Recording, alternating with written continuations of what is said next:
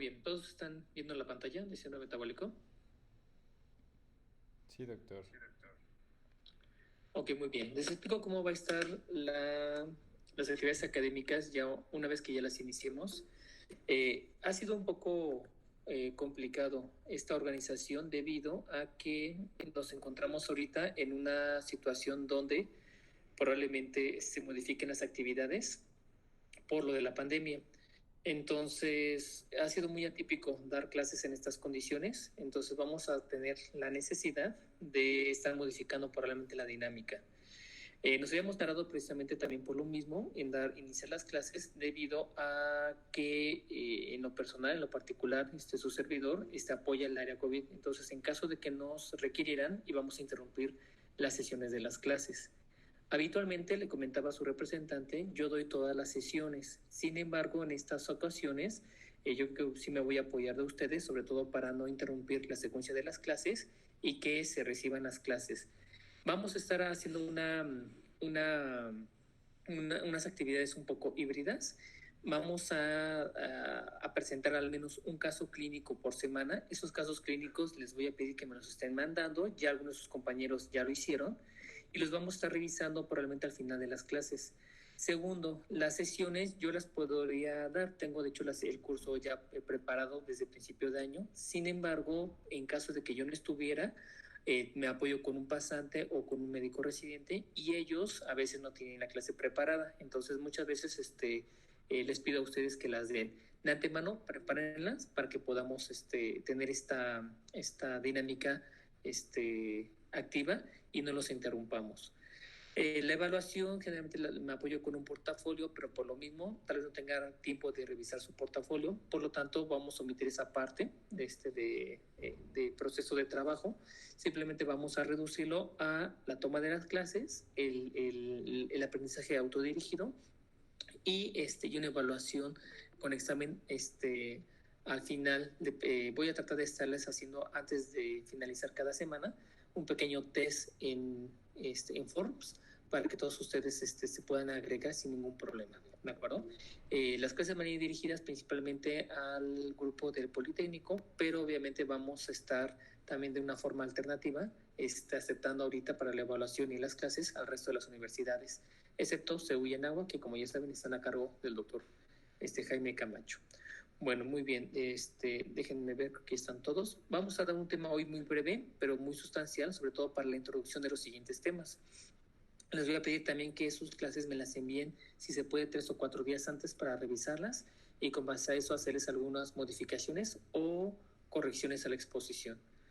Déjenme ver nada más que se puedan ir agregando automáticamente sin necesidad de que les dé yo acceso. Si alguien sabe cómo hacer esta última parte, se los agradecería muchísimo.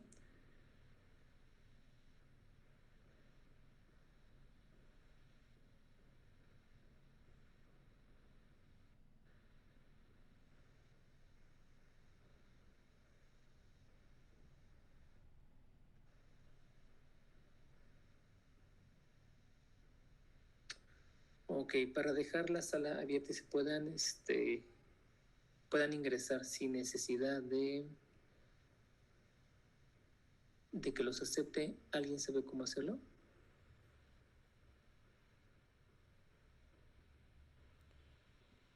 No, doctor. No, disculpa, la verdad es que no.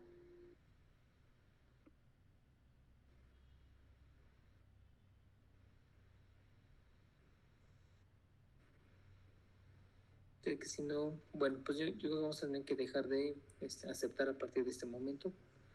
Pero bueno, vamos rápidamente. Bueno, vamos a iniciar con síndrome metabólico. En el curso de inducción platicábamos que existen enfermedades que realmente no son entidades únicas, sino es la suma o el resultado de muchos fenómenos metabólicos. En el caso del síndrome metabólico, esa es una de estas enfermedades.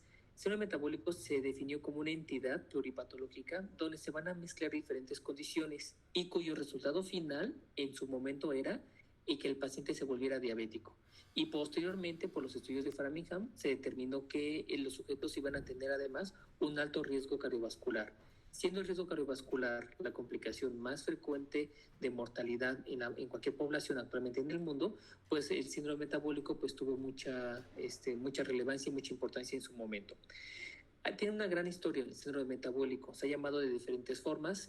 La OMS lo llama síndrome de resistencia a la insulina, otros lo llaman síndrome X, pero al final de cuentas es la mezcla o la comunión de ciertas patologías que al final del día nos va a dar como resultado un aumento del riesgo cardiovascular y un aumento de la frecuencia de diabetes. Básicamente eso es síndrome metabólico. Por lo tanto, se tienen que entender como una esta enfermedad compleja. Bueno, siempre generalmente les inicio las sesiones con una anécdota cultural.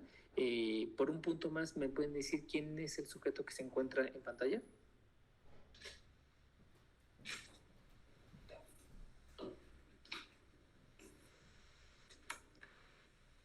Dos puntos más.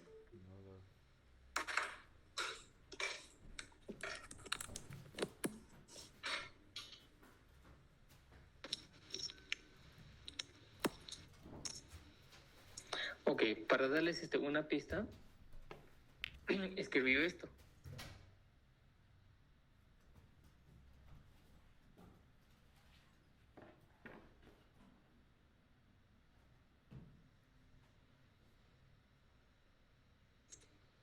Ok, ¿me siguen escuchando?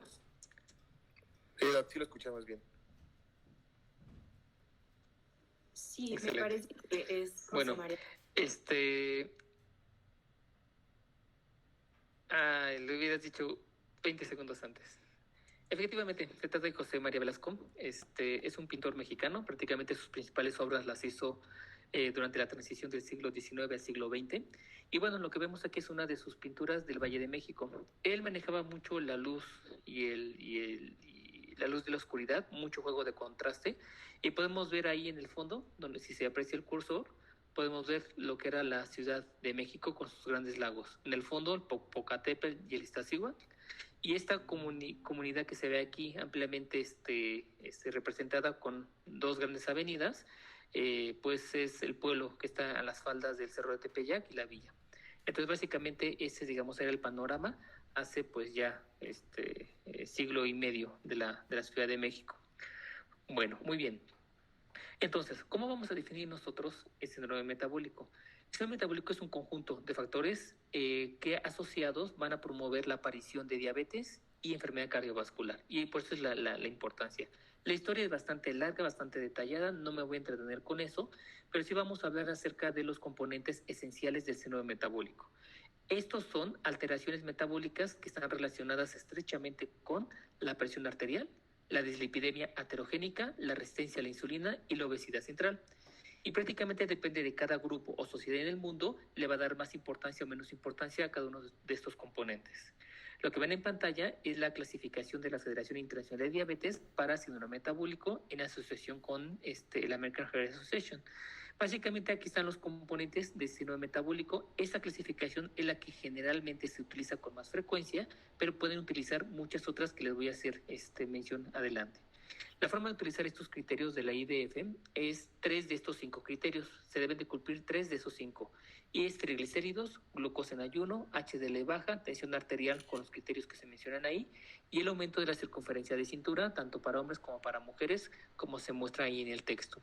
3 de estos 5 hacen el diagnóstico de síndrome metabólico. ¿Pero eso qué quiere decir? Que el síndrome metabólico también tiene una forma de asociación indirecta. ¿Qué quiere decir? Yo puedo tener un sujeto con alteración de la glucosa y aumento de peso, y eso me puede promover ese síndrome metabólico. Puedo tener un sujeto con hipertensión arterial, pero con triglicéridos elevados, y eso también me puede promover síndrome metabólico. No es necesario que yo sume los 5 para que yo tenga una ecuación lineal donde me diga que esto es síndrome metabólico. Yo puedo sumar 2 o 3 o hacer diferentes combinaciones de esto y me va a dar como resultado síndrome metabólico. El fenotipo más común que tenemos en el mexicano es la suma, por ejemplo, de alteraciones de la glucosa como la diabetes, asociada a hipertensión y aumento de peso. Ese, digamos, es la tríada más común en el mexicano, pero también se podría dar si el sujeto es hipertenso y tiene HDL baja y triglicéridos aumentados. Y esa tríada también me podría promover síndrome metabólico. Entonces, son asociaciones indirectas porque cada una de estas enfermedades es una entidad independiente. En algunas ocasiones ya se considera que tanto la presión arterial como la disglucemia manifestada principalmente como diabetes por sí solas son enfermedades complejas y obviamente esto hace más difícil el entendimiento del síndrome metabólico. Para fines prácticos de ustedes, todos los pacientes que se topen enfrente de ustedes o que se sienten enfrente de su escritorio tienen que aplicarles por lo menos los criterios de la Federación Internacional de la Diabetes para identificar y discriminar quién o no tiene síndrome metabólico. En un inicio, los factores de riesgo para enfermedades cardiovasculares se habían descrito por los resultados de la Gran Corte de Framingham. Tal vez ustedes ya han escuchado de esta Gran Corte. Básicamente, ¿de qué se trataba? Era una comunidad en Estados Unidos que prácticamente su migración y emigración era cero. La gente se mantenían bajo las mismas costumbres, en el mismo territorio, y prácticamente su contacto con los medios externos u otras comunidades era muy bajo. Debido a esto, Framingham se utilizó para hacer cortes prospectivas, viendo cómo evolucionaría la población expuesta a ciertos factores. ¿De qué moría mucho esta población? Por de enfermedades cardiovasculares, de infartos. Por lo tanto, la gente que iba falleciendo de este tipo de enfermedades, retrospectivamente vieron qué factores podían promover que se murieran con más frecuencia de infarto. Y entre estos factores se encontraron los que ven en pantalla. Eran sujetos principalmente mayores de 60 años de edad, tenían obesidad abdominal, eran sedentarios, tenían tabaquismo o etilismo, tenían niveles elevados de LDL, pero HDL muy baja. Y prácticamente la gran mayoría de la población, salvo un 20 o un 30%, iba a tener alguna de estas características. Y por lo tanto, pues, su asociación con las enfermedades cardiovasculares era alto. Estos factores se fueron modificando y actualmente ya se consideran como componentes del síndrome metabólico. No tanto factores, porque realmente el síndrome metabólico como tal no es una enfermedad, sino es un estado metabólico. Entonces no tiene factores de riesgo, lo que tiene son componentes. Y los componentes que ven en pantalla son los que actualmente se aceptan como parte del síndrome metabólico. Y se los enlisto nuevamente. De color negro tenemos la obesidad abdominal, la dislipidemia, la elevación de la presión arterial y la intolerancia a la glucosa. Estos componentes tienen diferentes manifestaciones y tienen ya definiciones muy específicas, pero digamos, estos son los principales 4 componentes. Se le han sumado 2 más, el estado proinflamatorio y un estado protrombótico, que son tan difíciles de medir que no han entrado a las clasificaciones antiguas, pero también los podemos considerar dentro de este proceso.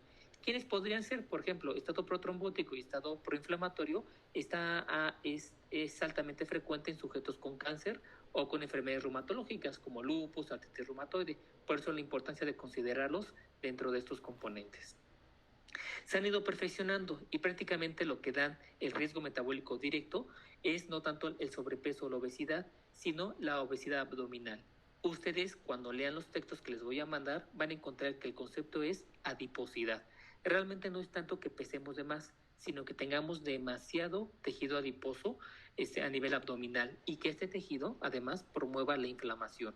Eso es lo que se considera como adiposidad. La dislipidemia no es tanto tener colesterol alto. Desafortunadamente, por los medios de comunicación, por las telenovelas, la gente tiene un pavor impresionante al colesterol. Pero realmente el colesterol no es el enemigo directo, sino más bien es el contexto de la dislipidemia aterogénica. ¿Y cómo se define la dislipidemia aterogénica?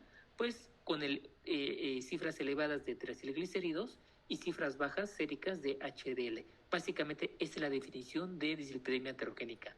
Esta combinación, ya sea de forma independiente o junta, es la que nos va a promover la enfermedad aterosclerótica. Se puede estar asociada la elevación de triglicéridos a elevación de colesterol, y tal vez ahí sí el colesterol tenga alguna relevancia, pero si no es así, es más peligroso esta combinación que el simple colesterol total elevado. Se sigue manejando el concepto de elevación de la tensión arterial, es decir, todo hipertenso ya tiene un componente de síndrome metabólico, pero uno de los componentes que han cambiado muchísimo es la intolerancia a la glucosa o las alteraciones a carbohidratos. Mucha gente considera que tener alteración de los carbohidratos no es otra cosa más que una manifestación de la resistencia a la insulina.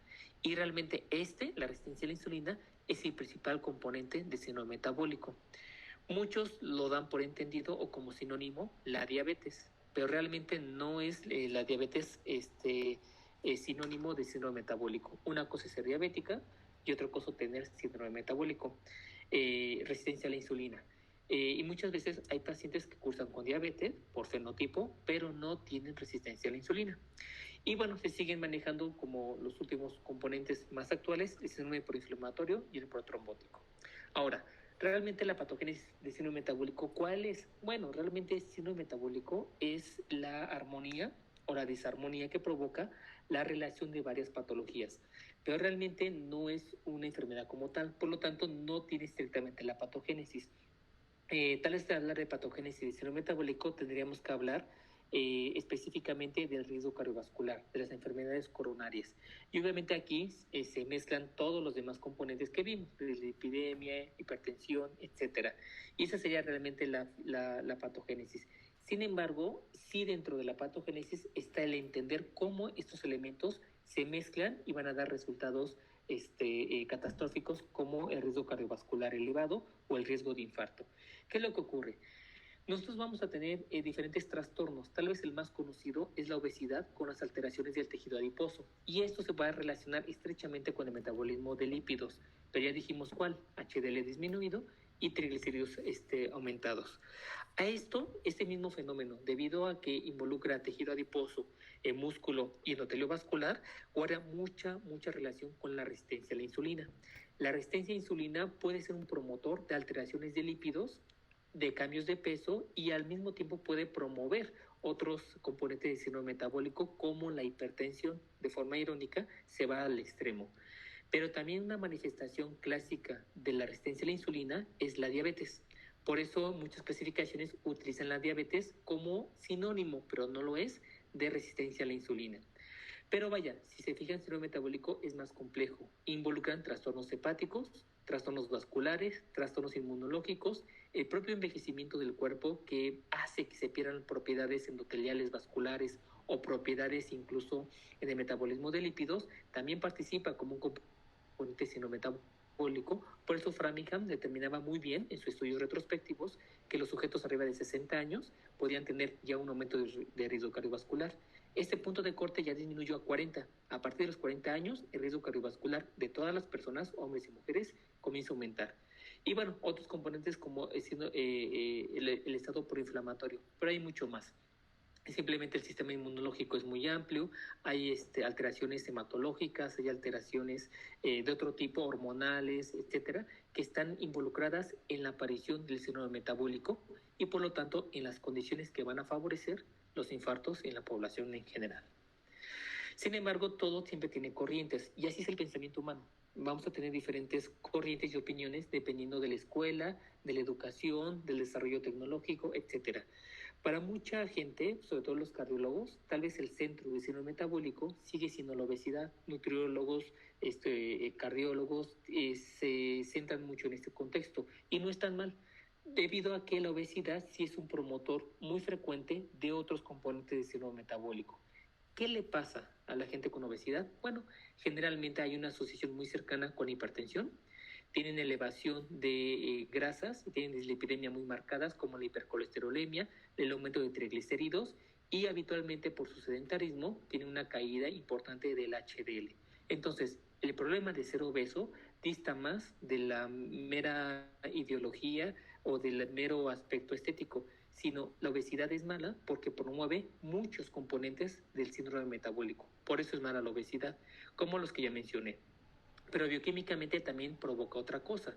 La gente con obesidad generalmente tiene una alta producción de los ácidos grasos no esterificados, los famosos NEFAs, que asociados con otras citocinas de disfunción endotelial como el PAI-1 o en el tejido adiposo la adiponectina, esto puede incluso promover un aumento de triglicéridos y por lo tanto perpetuar otros componentes del síndrome metabólico que podrían estar incluso ausentes antes de que el sujeto tuviera sobrepeso. Entonces, ya sea bioquímicamente asociado a la disfunción endotelial y a unas citocinas inflamatorias o directamente promoviendo factores, otros componentes del síndrome metabólico, la obesidad sí se podría considerar como el centro del síndrome metabólico. Sin embargo, tenemos, insisto, diferentes formas de pensamiento y, por ejemplo, para algunos endocrinólogos y algunos internistas, el centro del síndrome metabólico básicamente se centra en la resistencia a la insulina. Y bueno, también tiene su razón de ser y también tiene una explicación muy básica. La gente que tiene resistencia a la insulina, como respuesta normal del cuerpo, va a vivir un ambiente de hiperinsulinismo. Este hiperinsulinismo, acuérdense que la insulina tiene capacidad anabólica, va a favorecer el aumento en la concentración de grasa corporal. Y esta concentración de grasa corporal no es solamente a nivel subcutáneo, sino a nivel de otros compartimentos, como puede ser en el músculo, y vamos a tener nosotros músculos sobrecargados de lípidos, vamos a tener hígado graso, por eso el hígado graso es un subrogado de la resistencia a la insulina, porque vamos a tener nosotros acumulado, e inclusive actualmente se acepta que a nivel renal también vamos a tener una acumulación de grasa. Todo esto es promovido por el hiperinsulinismo, que provoca la resistencia a la insulina. Pero también esta misma hiperinsulinemia va a provocar, por ejemplo, el aumento en la producción de triglicéridos y la intolerancia a la glucosa, que en algunos casos se va a manifestar también como diabetes. Entonces, si se fijan, la resistencia a la insulina también promueve el aumento de peso, aumenta la dislipidemia y aumenta la intolerancia a la glucosa. Es decir, por sí sola la resistencia a la insulina también es una promotora de componentes de síndrome metabólico. Por eso es que tanto la obesidad como la resistencia a la insulina se han puesto en el centro del síndrome metabólico. Pero aún más, la hiperinsulinemia asociada a la resistencia a la insulina también puede elevar la tensión arterial por muchos mecanismos, pero uno muy sencillo, ¿cuál es? Cuando se describió el receptor de la insulina, se vio que era un receptor que cachaba, que podía reaccionar a los niveles séricos de insulina. Y ya sabemos cómo funciona este receptor. Se activa por la insulina, el dominio interno, por medio de fosforilasas y otro tipo de sustancias, van a promover la apertura de GLUC y las moléculas de GLUT van a internalizar la glucosa intravascular al espacio intracelular. Sin embargo, también, y es algo que a veces se desconoce, pero es importante recordar, el dominio interno del receptor de la insulina, sobre todo en el endotelio vascular, también promueve la homeostasis de la bradicidina y del óxido nítrico, es decir, vasoconstrictores y vasodilatadores endoteliales. Entonces, ¿qué pasa si el receptor deja de trabajar o no funciona? No solamente voy a tener alteración en la glucosa, sino también en la vasodilatación de los diferentes vasos. Por lo tanto, no es raro encontrar que hasta el 60% de los diabéticos en algún momento de su vida desarrollan hipertensión, probablemente por mecanismos asociados a la vasodilatación alterada por ese tipo de complicaciones. Entonces, como ven, también la resistencia a la insulina promueve hipertensión, dislipidemia, alteraciones de la glucosa y aumento de peso asociado al hiperinsulinismo.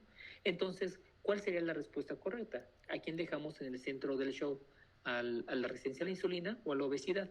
Realmente yo soy de la opinión que no hay respuesta, sino todo es como una orquesta. Puede sonar más fuerte uno que otro, pueden asociarse a los dos al mismo tiempo o tal vez presentarse uno antes que el otro, pero al final de cuentas es la misma asociación. Y lo que hace peligroso para la salud de las personas es la presencia de esa asociación, no tanto quién fue primero o quién fue después.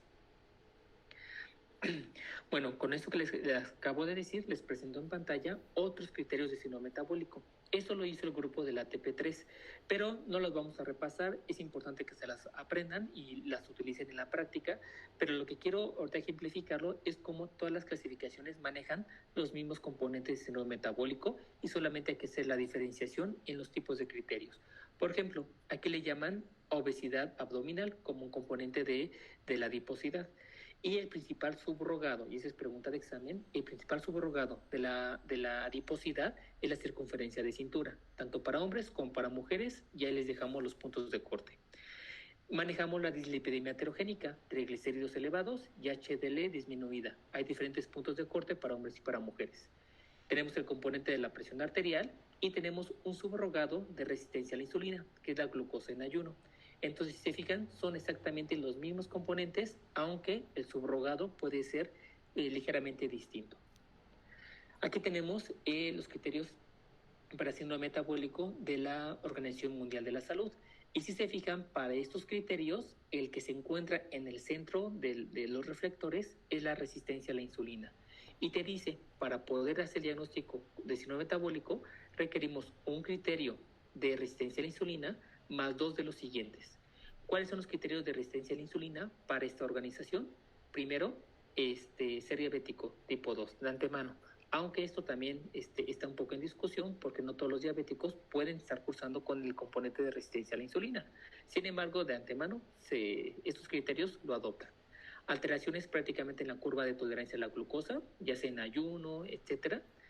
Y más dos de los siguientes, que nueva cuenta es el tener ser hipertenso ya medicado, la dislipidemia heterogénica, triglicéridos elevados, HDL baja. Subrogado de adiposidad utiliza el IMC. Realmente el IMC, como lo vamos a ver en clases posteriores, es un mal subrogado de la adiposidad. Sin embargo, debido a que se correlaciona muy bien con las complicaciones y el pronóstico de este tipo de pacientes, algunos grupos, algunas sociedades lo han adoptado. Pero es mucho mejor la relación cintura-cadera o simplemente la medición de la cintura únicamente. Y la clasificación de la OMS también marca como un criterio no relacionado a resistencia a la insulina la excreción de albúmina urinaria, que también se puede considerar dentro de esta clasificación. Otra clasificación es el grupo de endocrinólogos, por ejemplo, donde ellos le llaman síndrome de resistencia a la insulina, pero es básicamente lo mismo. Ellos también, como subrogado de la adiposidad o del sobrepeso, utilizan el IMC, solamente que con un valor discretamente menor, pero también conserva la dislipidemia heterogénica, triglicéridos y colesterol HDL bajo, conservan la tensión arterial y conservan algunos subrogados de resistencia a la insulina, como en el caso la glucosa postprandial a 2 horas o la glucosa en ayuno, básicamente sin cambios alguno. Además, dan un pequeño misceláneos donde podemos también encontrar subrogados relacionados a la resistencia a la insulina. Por ejemplo, antecedentes familiares de diabetes o bien haber tenido ya hipertensión o algún evento cardiovascular. Ovario poliquístico, en el caso de las mujeres, también se considera un posible candidato de ser subrogado a la resistencia a la insulina. La edad avanzada, el cambio de estilos de vida como el sedentarismo, etcétera, o grupos étnicos que tienen alto riesgo de desarrollar diabetes. Para los americanos, para los gringos, el hecho de ser hispano, bueno, mal llamado hispanics, ya somos un grupo étnico de alta prevalencia de diabetes. Por lo tanto, tendríamos nosotros este criterio. Si se fijan, todas las clasificaciones de las diferentes sociedades, ya sea de endocrinología o de salud, utilizan los mismos componentes, solamente que con subrogados distintos. ¿Cuál es mejor? Pues todas son buenas, tal vez las más famosas, las más comunes son las de el ATP3 y las de la IDF. Sin embargo, lo peor sería no clasificarlo y no identificar este componente o no pensar en él. Por lo tanto, les vuelvo a hacer el mismo comentario. A partir de ahorita, todos los pacientes que tengan enfrente, ya sea en un consultorio o en el hospital, todos les van a sacar ustedes los criterios de síndrome metabólico. Incluso a veces en medicina interna, los pacientes tienen todos los componentes de síndrome metabólico, pero no está identificada la entidad como tal en el expediente. Entonces, es aquí donde ustedes van a empezar a participar. Si ustedes identifican que su paciente tiene criterios de síndrome metabólico, sugieran a su médico de base o a su residente que se coloque el diagnóstico y díganle que lo cumple con base a los criterios de IDF, ATP3, ACA, la que ustedes gusten, ¿de acuerdo? Y vamos a empezar ya a colaborar en el diagnóstico. Ahora, ¿cómo se trata el síndrome metabólico si dijimos que no es una entidad directa? Bueno, debido a que no es una entidad directa, lo que tenemos que hacer es romper las correlaciones o las relaciones entre los diferentes componentes. Y básicamente, ¿cómo se rompen? Controlando a su vez cada uno de esos componentes. Es básicamente lo que se debe de hacer. Ahora, siempre hablamos de los famosos medicamentos milagros o estrategias que pueden provocar beneficios mayores como tales. Realmente estas jamás existen y no son fáciles de identificar. Pero ¿qué pasa con el síndrome metabólico? Que si hay una fórmula de éxito para tratar el síndrome metabólico independientemente de los componentes que tenga. ¿Cuál es esta fórmula? Vamos a pensar que tenemos nosotros un medicamento o una estrategia que es capaz de reducir el colesterol sérico, reducir triglicéridos, aumentar HDL, disminuir tensión arterial y reducir resistencia a la insulina. Prácticamente con esto podríamos combatir todos los componentes del síndrome metabólico. ¿Qué es lo que tendríamos que hacer? Reducir el peso corporal y aumentar la actividad física. Aunque suena muy sencillo, realmente el beneficio está comprobado de esto, pero la implementación sigue siendo un verdadero desafío porque involucra que las personas cambien toda su vida. Todos los hábitos alimentarios, hábitos cognitivos, código de valores, códigos de honor, realmente es cambiar una serie de factores para que logre bajar de peso y aumentar su actividad física. Pero si la gente lo hiciera de forma mágica, prácticamente podríamos combatir y controlar todos los componentes del síndrome metabólico. Y por lo tanto podríamos romper la asociación entre estas enfermedades y por lo tanto controlar el síndrome metabólico. Bueno, aunque esto es real, realmente la gente prefiere muchas veces buscar la panacea o la piedra filosofal de su metabólico y buscar un medicamento que le haga todo el trabajo sin necesidad de levantarse del sillón. Eso realmente no es posible y realmente mucha gente ha caído en el error, incluso médicos, de indicar medicamentos, entre comillas, mágicos que puedan tener este impacto. La realidad no es así. ¿Cómo lo vamos a hacer? Bueno, realmente se ha utilizado mucho concepto de pseudociencia. Esta pseudociencia se la voy a mencionar muchas veces en el curso, pero es también para romper algunos mitos. Pero bueno, vámonos en términos rápidos y términos fáciles. Si hay resistencia a la insulina, pues la forma de combatirlo sería sensibilizando los receptores de insulina. Entonces, en algún momento se llegó a utilizar la metformina o algunos otros sensibilizadores, como las iosinelidionas, para manejar este componente. De antemano, se los digo, no funcionan y no está indicado. Incluso la metformina, ahí por también un argumento de pseudociencia, se comenzó a dar por algunos médicos como tratamiento para bajar de peso. Tampoco funciona. La fisiopatología para el descenso del peso es bastante compleja, no se soluciona con un medicamento. Por más fácil que queramos hacer las cosas o más pragmático que queramos pensar, realmente así no funciona la medicina. Entonces, ningún sensibilizador de los que ven en pantalla funcionó para mejorar la resistencia a la insulina. ¿Qué se la puede mejorar? El ejercicio, por ejemplo. Para la dislipidemia heterogénica, muchas veces el descenso de peso y el cambio del hábito alimentario puede ser suficiente para mejorar la dislipidemia heterogénica. Pero hay contextos donde tal vez esto no es tan fácil. ¿En cuáles? Donde la dislipidemia sea parte de una enfermedad, como la hipertrigliceridemia familiar, la dislipidemia combinada, etcétera. Ese tipo de un componente fisiopatológico, incluso hasta genético, de la dislipidemia, pues no se va a solucionar tal vez tan fácilmente con el ejercicio y la dieta por sí solo. Entonces vamos a tener nosotros una serie de repertorio de fármacos para ello. Ya hay muchos. Los principales son el grupo de estatinas y el grupo de fibratos. Pero actualmente ya tenemos incluso medicamentos muchísimo mejores para tratar las patologías de dislipidemia. Si el sujeto solamente tiene triglicéridos elevados porque no tiene una buena dieta, bueno, la respuesta es obvia. Necesita mejorar su hábito alimentario y hacer ejercicio para poder controlar ese componente en particular. Mismo caso con la presión arterial elevada. Básicamente, si el sujeto tiene tensión arterial elevada, el ejercicio le ayuda mucho para bajar la tensión arterial y algunos tipos de dieta como la DASH o la hiposódica. Sin embargo, también aquí a veces tenemos que echar mano nosotros de fármacos y no hay que dudar en echarlos a dar, sobre todo cuando los sujetos ya alcanzaron el beneficio de la dieta y del ejercicio. Entonces, en ellos sí es importante apoyarlos con algún tipo de fármaco. Es curioso, por ejemplo, en algunas revisiones que hemos hecho de médicos familiares, cómo la gente, tal vez la dislipidemia heterogénica sea farmacológicamente el componente que podemos tratar con más facilidad. Hay muchos recursos, pero curiosamente es el componente que menos tratan los médicos familiares. No se atreven a dar estatina, no se atreven a dar fibratos, no se atreven a dar ezetimibe, por ejemplo. O sea, realmente es al componente que más miedo le tiene para tratar, pero es uno de los que más recursos tiene y más fácil se podría controlar. Bueno, pero así a veces ocurre.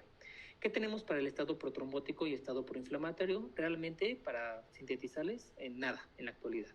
Para el estado protrombótico se ha ideado diferentes terapias, pero realmente todas han fracasado. Realmente, para poder combatir este tipo de componente, tendríamos que tener medicamentos que fueran dirigidos a la restauración directa del endotelio vascular. O sea, así tendría que ser definido. Tal vez algunos inhibidores contra el PAI-1, detalles por el estilo, pero tendrían que ser medicamentos de altas dosis, con muchos efectos adversos y muy caros. Y realmente pues escaparían al riesgo-beneficio. Entonces, para el estado protrombótico no tenemos nada efectivamente. Por ahí se propuso la terapia antiplaquetaria con el objetivo de reducir los eventos cardiovasculares. Bayer se hizo rico con este tipo de terapia, pero actualmente ya está muy controvertida, tal vez solamente para sujetos con síndrome metabólico que ya hayan sufrido un evento cardiovascular, el uso de aspirina en ciertas condiciones puede representar un beneficio para prevenir eventos futuros. Como profilaxis primaria, que es decir, se lo damos a todos los pacientes con síndrome metabólico para evitar su infarto, realmente ya se tiene evidencia suficiente de que no hay un beneficio mayor y por lo tanto tal vez la terapia antiplaquetaria previa ya esté en desuso para estos momentos. Sin embargo, bueno, se queda ahí como una anécdota bastante interesante.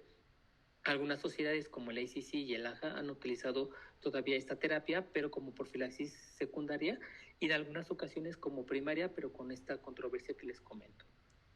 Y para la hiperglucemia, pues realmente es el bajar de peso y hacer ejercicio nuevamente, salvo que ya tengamos el estado de diabetes. Entonces, la forma de controlar este componente es tratando y controlando precisamente la diabetes con las recomendaciones que dan las guías. Ya para finalizar esta primera charla, les quiero tocar algunos aspectos del ATP4. El ATP4 ha sido las revisiones posteriores a los anteriores acuerdos donde se ha ido modificando los criterios de síndrome metabólico. Básicamente se han ido reduciendo, sobre todo para sintetizar y hacer más fácil el cribado de ese tipo de pacientes. Realmente los que menciona el ATP3, el IDF, Ferguson, en el caso de los niños, etcétera, no son criterios realmente muy difíciles, se pueden hacer en la práctica clínica de forma cotidiana. Sin embargo, han tratado de simplificar más. Yo les aconsejo, como lectura de fin de semana, que revisen el ATP4 para que puedan ver sus conclusiones y cómo se hacen las recomendaciones, sobre todo para el manejo de dislipidemia. Ya no, el ATP4 recomienda tanto el uso de metas para el control de dislipidemia como se venía manejando anteriormente, aunque la Sociedad Europea sigue todavía manejando los riesgos altos, intermedios, para el manejo de la dislipidemia. Pero bueno, en términos generales podemos leerlos para tener un poco más de información al respecto. Pero algo que sí les quiero dejar del ATP4, que es bastante importante, sobre todo para clases posteriores, es acerca de qué grupos se pueden beneficiar con el uso de la terapia con estatinas. Y esto fue porque se identificaron 4 grupos donde el uso de estatinas puede mejorar mucho, no solamente la calidad de la dislipidemia, sino también el endotelio vascular y también disminuye el riesgo cardiovascular a largo plazo. Y estos son por efectos no antihipolipemiantes como lo tienen las estatinas, sino como por mecanismos pleiotrópicos que le llaman, mecanismos que han funcionado para controlar la inflamación sistémica y han restaurado parcialmente el endotelio vascular. Efectos que no se esperaban que tuvieran las estatinas, pero que se han demostrado tener un beneficio importante. Esos 4 grupos también es pregunta de examen y también les voy a pedir que se los aprendan. ¿Y quiénes se benefician de esta terapia? Bueno, número 1, cualquier sujeto que haya tenido un evento cardiovascular. Así, si ya tuvo un infarto, un EBC, se va a beneficiar con el uso de estatinas. Siguiente grupo, cualquier sujeto sin criterios y sin importar edad que tengan LDL arriba de 190. Si tiene arriba de 190, lo más seguro es que tenga una patología genética o asociada a la dislipidemia y requiera ya simplemente por eso recibir tratamiento con el beneficio ulterior del riesgo cardiovascular. Grupo número 3, todo sujeto con riesgo cardiovascular, es decir, mayores de 40 años de edad, 40 a 75, que sean diabéticos y que el LDL vaya de 70 a 190. Prácticamente esa es la condición para recibir automáticamente. Entonces, muchos pacientes que ya son diabéticos, que tienen LDL en 100, 120, 150, deben recibir estatina. No importa si han tenido o no riesgo cardiovascular. Si ya tuvieron un infarto o un evento cardiovascular, entran en el grupo número 1. Y por último, el último grupo son cualquier individuo que no tenga eventos cardiovasculares, que se encuentren, tampoco que tengan diabetes, que se encuentren entre el rango de 40 y 70, con LDL entre 70 y 189, pero que tengan una estimación de riesgo cardiovascular mayor a 7.5 o más. Entonces, nuevamente, para la práctica clínica de ustedes, ahorita que están en medicina interna, todos los sujetos que pasen por enfrente de ustedes apliquen criterios de síndrome metabólico. Si tienen criterios de síndrome metabólico, ya ustedes ya alertan a este paciente de que puede tener un riesgo cardiovascular elevado. Valoren si pertenece a uno de estos 4 grupos para el beneficio con estatinas. Y número 3, a todos los pacientes a partir de mañana, todas las guardias a partir de mañana, van a calcular el riesgo cardiovascular a todos los pacientes que les toca atender. Si el riesgo cardiovascular por ASCVD es mayor de 7.5, ya es un riesgo elevado y por lo tanto son meritorios del uso de estatinas. ¿Cómo pueden ustedes calcular esto? Es muy fácil. Van a escribir cardiovascular risks, las letras ASCVD, y con eso les van a salir diferentes tablas y score calculadoras en internet. Tal vez en alguna aplicación ya la tengan ustedes en sus dispositivos, y con eso ustedes van a calcular el riesgo cardiovascular. Todos los pacientes arriba de 40 años, tengan o no diabetes, sean obesos o no, tengan o no hipertensión, les van a calcular el riesgo cardiovascular. Y si el riesgo cardiovascular es elevado, van a sugerir ustedes a sus médicos tratantes, a sus médicos residentes, el uso de estatinas para ver si pueden obtener ese beneficio. ¿De acuerdo? Entonces, para las siguientes clases, ¿qué es lo que vamos a ver? Bueno, vamos a descomponer ese síndrome metabólico. Vamos a empezar con diabetes, nos vamos a ir con hipertensión, etcétera. Y lo que vamos a hacer nosotros es ver cómo podemos controlar y clasificar cada uno de los componentes del síndrome metabólico.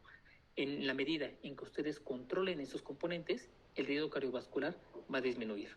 ¿De acuerdo? Ok, muy bien. Vamos a dejar esto por el día de hoy hasta este punto. Vamos a hacer evaluaciones cada semana, lo más seguro. Les voy a deber la evaluación de síndrome metabólico. Les voy a mandar un par de artículos al Classroom para que los lean. Ahorita les voy a dar el código para que se vayan agregando ustedes. Lean ese material y de esos dos artículos vamos a sacar el primer examen para el próximo martes. Y el viernes le vamos a programar la segunda evaluación conforme lo que llevemos en la sesión de lunes, martes y miércoles. Lunes no, martes, miércoles y jueves. La sesión del martes sí va a haber sesión y el examen son de unas 5 preguntas y la vamos a hacer en el momento de la clase. ¿De acuerdo? ¿Alguien tiene alguna duda o pregunta, chicos?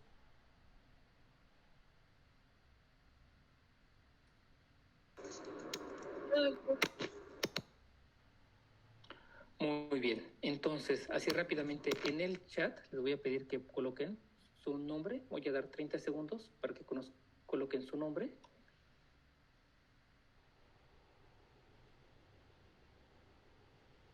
Y podamos tomar esa asistencia. Quedan 20 segundos.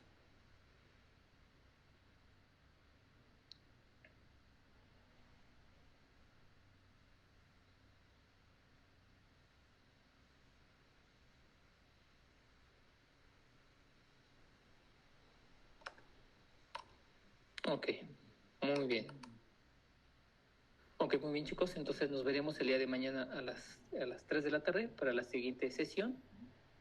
Y el martes vamos a empezar con las pequeñas evaluaciones. La suma de esas evaluaciones es la que va a dar precisamente la calificación, parte de la calificación final. Ok, muy bien, chicos. Pues entonces me despido, que todos tengan muy bonita tarde. Nos veremos el día de mañana. Gracias, doctor. Gracias, doctor. Hasta luego, doctor. Gracias. Hasta luego.